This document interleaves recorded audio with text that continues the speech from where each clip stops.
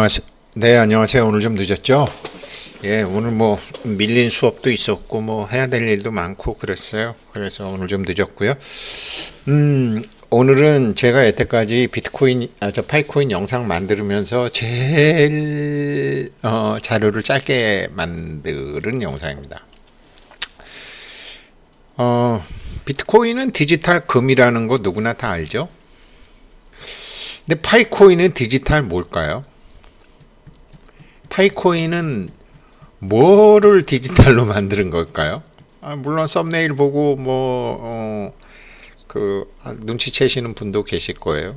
이유가 왜 그런지 제가 말씀드릴게요.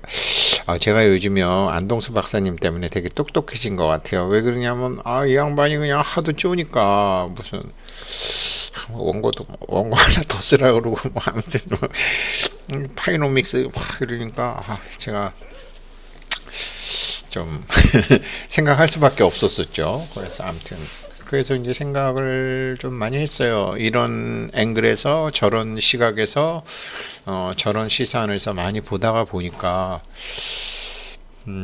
비트코인은 제가 처음부터 빨리 시작하진 않았지만 아무튼 어떤 우연한 동기에 의해서 비트코인에 대해서는 제가 누구보다도 깊게 알고 있는 사람일 수도 있어요. 근데 파이코인은 또 그렇지도 않거든요. 비트코인이 디지털 금이라는 건 100% 인정. 파이코인은 디지털 뭐다? 자, 볼까요? 왜 그런지 또 설명드릴게요. 이게 1850년부터 지금까지의 금값이에요. 이제 금이 뭐 그냥 교환 수단으로 사용이 되다가 한 1970년도 그러니까 이 금태환 정책을 포기하면서 달러 금태환 정책을 포기하면서 금이 확 올랐죠. 달러를 어떻게 믿어? 이러면서 프랑스부터 해서 쫙 올랐죠. 이래가지고 쭉 그냥 우리나라 돈으로 그냥 금 한 돈에 4만 원 정도에 제법 오래 있었죠. 근데 이 중국이 산업화되면서 금값이 쫙 올랐죠. 쫙 올랐죠. 금이 여러 가지 전자제품에도 굉장히 많이 들어가니까요. 그러다가 참 엄청나게 150불 막 이렇게 갈 뻔했었잖아요. 그러다가 다시 내려와서 지금 다시 이제 그것도 올라가는 비트코인도 이거랑 비슷하게 가요. 이렇게 그냥 몇 년간 별 볼 일 없다가 키프로스 사태로 이 러시아 돈키신들 때문에 올랐다가 2017년도에 중국 돈키신 때문에 올랐다가 그 다음에 블랙락 때문에 그걸 다 뚫고 올라가는 이렇게 정말 비트코인은 디지털 금이라고 그러더니 정말 금이죠. 고생 많았죠. 정말 영광은 영광이지만 상처가 많은 비트코인의 영광이죠. 이거는 아마 누구나 인정하실 거예요. 파이코인은요 디지털 기름이에요. 디지털 기름. 왜 그런지도 설명드릴게요. 기름은 이제 산업혁명 이후에 증기기관이나 이런 거 다 지나서 이제 기름이 본격화된 거는 이제 1945년도부터 봐야 돼요. 근데 여기 이제 빨간 거는 이 빨간 선은 인플레이션율하고 인플레이션율이 막 왔다 갔다 하니까요. 그 인플레이션율의 조정을 맞춘 요게 그 까만 선이 기름값이에요. 기름값이거든요. 그러니까 원래 이제 기름값이 그렇게 얼마 안 비쌌죠. 1972년도, 73년도까지는. 그래서 그때 이제 연세 드신 분은 아시겠지만 이제 그 박정희 대통령 재임 기간에 1차 오일 쇼크, 2차 오일 쇼크, 3차 오일 쇼크가 있었죠. 1967년에 북한도 참전한 중전 전 6.1 전쟁이 있어. 그때 북한이 거기 참전했죠. 그랬다가 이제 박살났죠. 중동 국가들이 이스라엘한테 이거 아랍 국가들이 뚜껑 열린 거죠. 이것 봐라. 미국, 영국 이놈들이 우리를 안 도와줘. 그래갖고 기름값을 팍 올려버리죠. 그냥 한 20불 하던 거를 그냥 막 30불, 40불로 팍 올리는 거죠. 그 다음에 몇 번 올리죠. 결국 그러면서 굉장히 우리가 힘들었었죠. 이렇게 쭉 이제 1970년도를 보내보신 분들은 제일 아시죠. 그리고 1980년도에도 다시 한번 그때 이란 이라크 전쟁 홀리워 뭐 성전 이러면서 올렸지만 그때는 우리나라가 무역 흑자가 충분할 때라 갖고 뭐 당군 이래 뭐 옛날에 401 재무장관 시절에 이제 그래 갖고 뭐 별 충격 없이 지나갔죠.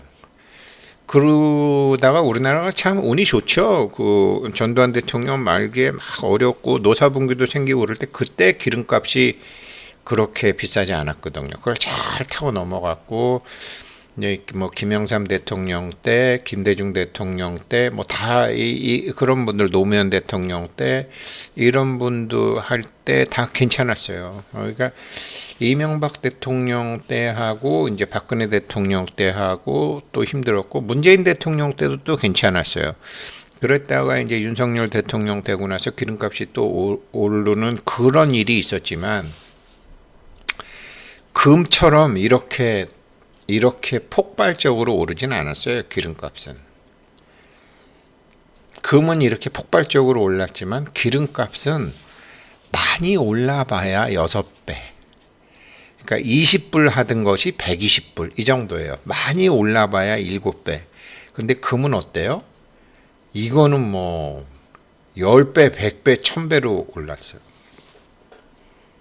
1000배까지는 아니군요. 많이 올라도 5배. 그러니까 한 뭐 금 4만 원 하던 게 10배, 20배, 뭐 15배 이렇게 올랐어요.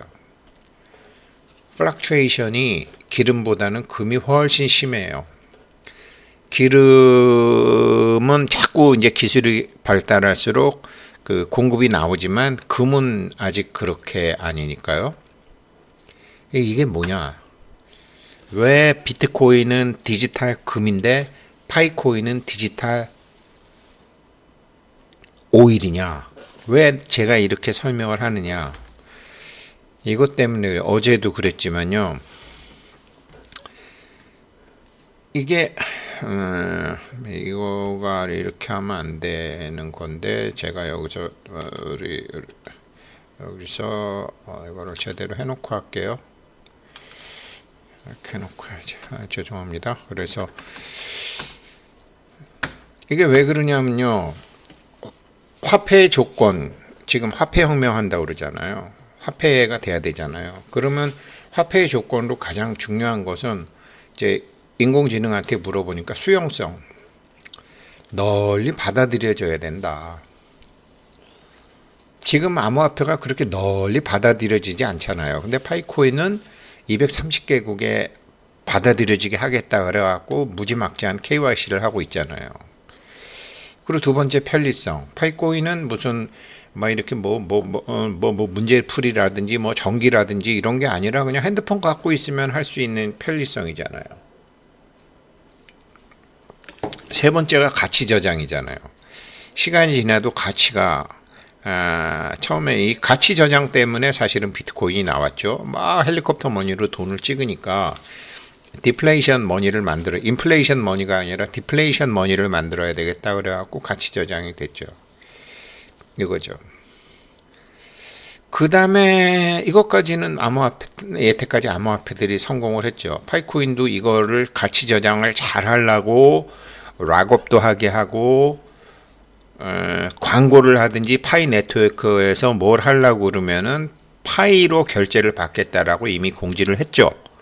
그리고 제가 노드 하면서 말씀드렸지만 아마 우리들이 제공한 노드에 쓰지 않고 있는 어마무시한 데이터 저장 용량은 나중에 아마존이 사건, 구글이 사건, 네이버가 사건, 야후가 사건, 소프트뱅크가 사건 이 지금 7천만, 6천만 파이오니어들이 이게 나중에 10억 파이오니어가 됐을 때 이거는 어마무시한 돈이 된다라는 거죠. 데이터 자본주의라는 거죠.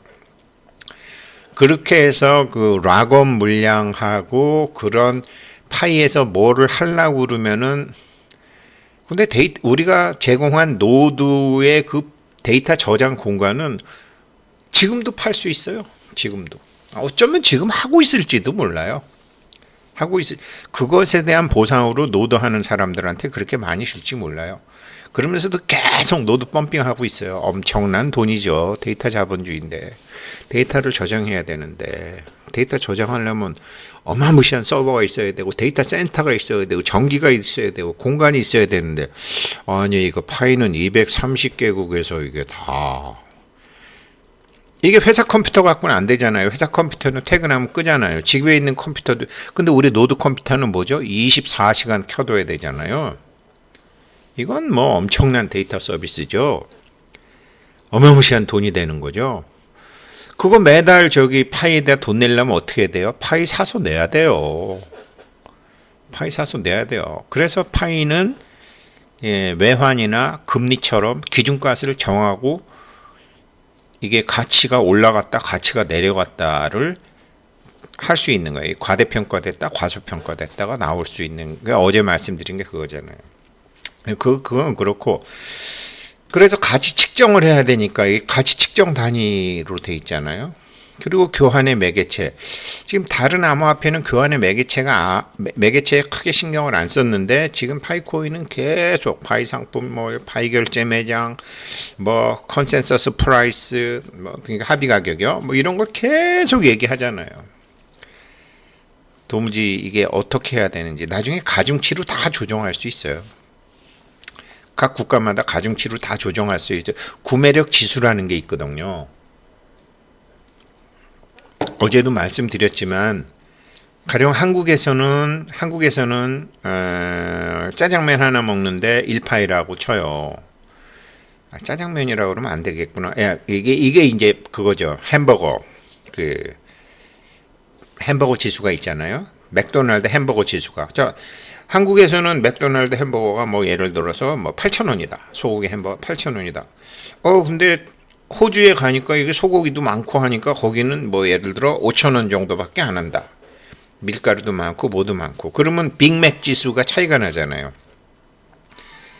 그러면 이거를 똑같은 파이로 결제한다고 그러면은 어떻게 되겠어요? 호주는 가령 0.08 파이만 내면은 빅맥을 먹을 수 있어. 0.08 파이만 내면. 한국은 0.08 파이만 내면 한국은 1.12 파이를 내야 돼. 그러면 어떻게 될까요? 스왑을 하죠. 호주에 있는 파이 코인을 한국 사람이 사겠죠. 그러면 어떻게 돼요? 아비트레이션이 되죠. 가격이 평균화되죠. 일물일가에 가는 거죠.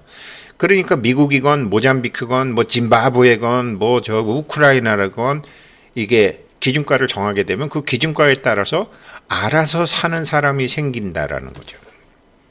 후진국이 많으니까 거기는 구매력 지수가 낮으니까 후진국은 굉장히 낮네. 그러면 후진국에서 채굴한 암호화폐를 선진국 사람들이 사주면 어떻게 돼요? 후진국 사람들 돈 버는 거죠. 그렇게 되잖아요. 이게 교환의 매개체인데 지금 그런 짓을 파이코인이 왜 하느냐? 이 인공지능 빙에서 화폐의 조건이 수용성, 편리성, 가치 저장, 가치 측정, 교환의 매개체라고 했지만 따지고 보면 같지만 가장 중요한 게 하나 있어요. 세금 징수를 하는 기준값이 돼줘야 돼요. 암호화폐가. 뭐 유튜브 보니까 어제 파이코인 가격이 많이 올랐잖아요. 뭐 한 48,000원 하다가 막 58,000원 뭐 지금도 올라 있나 오늘 보지 않았어요. 10,000원이 올라 버렸어요. 예를 들어. 그럼 뭘 기준으로 세금을 내려야 돼요? 물론 나중에 한 달 월 평균 가격으로 하고 이게 증권회사 방법이 다 있거든요. 증권 방법이. 그러니까 그날 거래된 코인하고 그날 거래된 코인의 수량을 가중치를 매겨서 한 달 평균을 매기면 그것으로 세금 기준을 해요. 주식 같은 경우에는 그렇게 하고 유상증자도 그렇게 해요. 그렇지만 파이코인은 그게 아니잖아요. 교환의 매개체로 매일매일 달라져야 되잖아요. 가게에서 써야 되잖아요. 오늘 매출과 내일 매출과 오전 매출과 오후 매출이 전부 이게 다 찍혀야 되잖아요. 세금 징수의 기준값이 돼야 돼요. 세금 징수의 기준값이 되려면 암호화폐가 어떤 암호화폐가 되냐면 장부에 기재할 수 있는 암호화폐를 해야 돼요. 장부에 기재하지 못하는 화폐는 암호화폐가 될 수가 없어요. 지금 장부에 기재하는데 0.0088, 0.5파이, 10파이, 100파이가 이게 나중에 세무서에서 봐도 말됨 이렇게 돼야 돼요. 이거 할 수 있는 화폐, 암호화폐 파이코인밖에 없을걸요.